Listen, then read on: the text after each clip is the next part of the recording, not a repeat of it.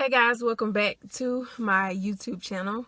So today we're going to be talking about growing pains. This is more so about when you're going through a situation or a circumstance and it's quite painful, but it's necessary for you to be in this place so that you can grow. So let's jump right into the video. The first point that I wanted to make is that growth enables discomfort. Anytime you're growing, you're going to be uncomfortable. That is a clear indicator that there's a shift in the season and the place that God has you in right now. So don't always frown upon when you're going through a painful or a hurtful situation, because that is the perfect time to grow and to learn. So with that being said, the next point is to learn to embrace pain rather than to despise it. I don't regret any season of my life where I was hurting, where I got my heart broken, or where I was scared, because it put me in a position where I had to, in that moment, I had to become the best Amber I could be to move forward from that situation at that time. So growing pains are necessary in life, so don't despise them. Don't cry, oh woe is me, why am I going through this and why is this happening to me? It's the perfect time for you to grow. So embrace the pain. Don't always run from it. Just let it happen and let it take its course.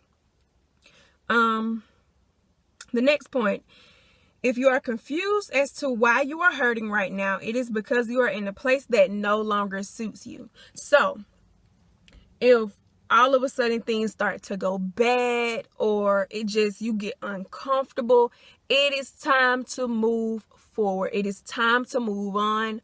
The place that you were in, even though your season may have been fun and loving and everything, all rainbows and sunshine, that place no longer serves you. It no longer serves a purpose in your life. So it's time to move on to something else. And that is such a blessing, because great things come with growth. And shifting in seasons, it's a growth in whether it be income or friendships or business relationships or anything that you may be working on or working towards.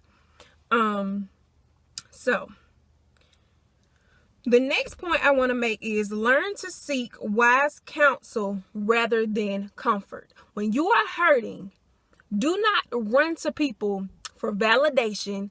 Do not run to people for them to say, oh, it's going to be okay and you're going to get through it. That's all fine that people are positive, but seek wise counsel. Seek people who will sit there and give you great advice on dealing with your emotions. And a lot of times when we deal with pain strikes emotion. It makes us angry, it makes us cry, it makes us sad, and so we start to act out on those things. But it's important not to get comfortable and start moving in your flesh.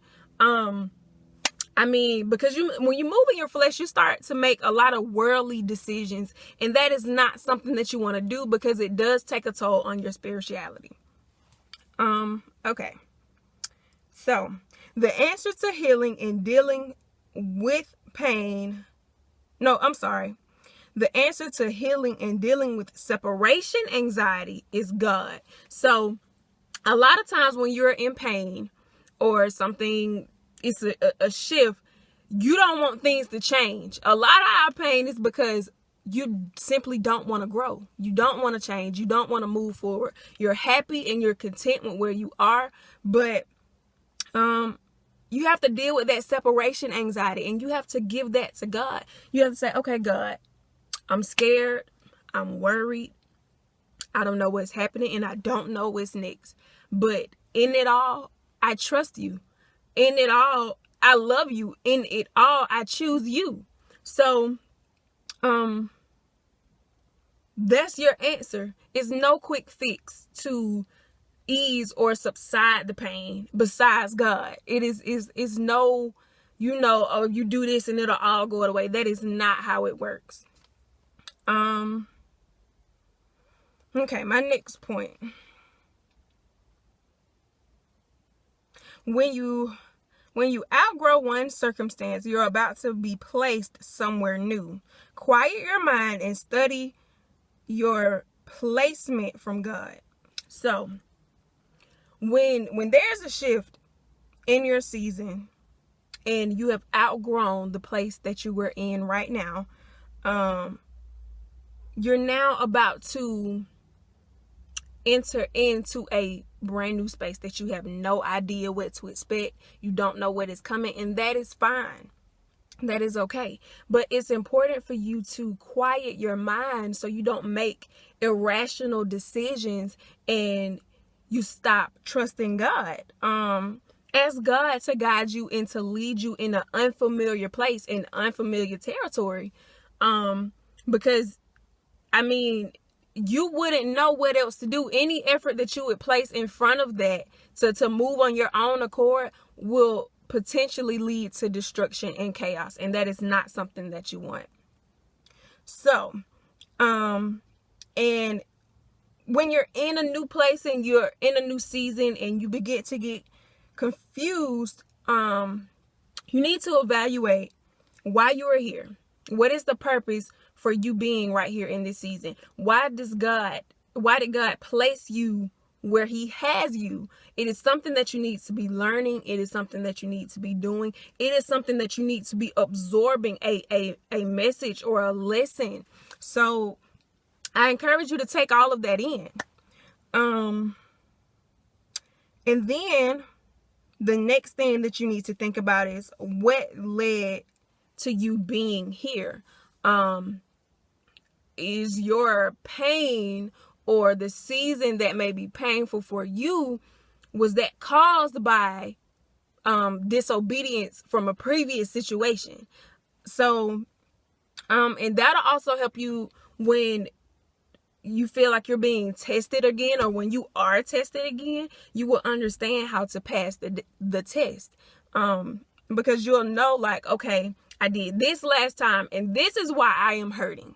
Identify what it is that is hurting you and why it hurts you. Identify what is it about the situation that may hurt you, whether it be a failed relationship or anything. It doesn't matter. Identify those things so you do not make those same mistakes again. And have you prepared to receive more? That is the last question. Have you prepared to receive grace? Have you prepared yourself to receive love? Have you prepared yourself to receive joy? You know, the things that you do while you're hurting and you're in a painful season, that prepares you for your breakthrough. So how are you acting in these moments today that is going to prepare you and transition you into your season and moments of happiness and joy? So I do want to go to 1 Corinthians chapter 3 verses 2 and 3. Let me get to it really quick. 1 Corinthians chapter 3 verses 2 and 3. He says, and this is Paul speaking, I had to, and this is the New Living Translation, I had to feed you with milk and not with solid food because you were not ready for anything stronger. And you still aren't ready, for you are still controlled by your sinful nature. You are jealous of one another and quarrel with each other. Does that prove you are controlled by your sinful nature? Aren't you living like the people of the world? At this point, the clip cut off, but that's okay. If you have any questions or comments, leave that down below. Don't forget to follow me on my social media, which will appear on the screen. Also, remember to subscribe, like, and share, and I will chat with you guys later. Bye.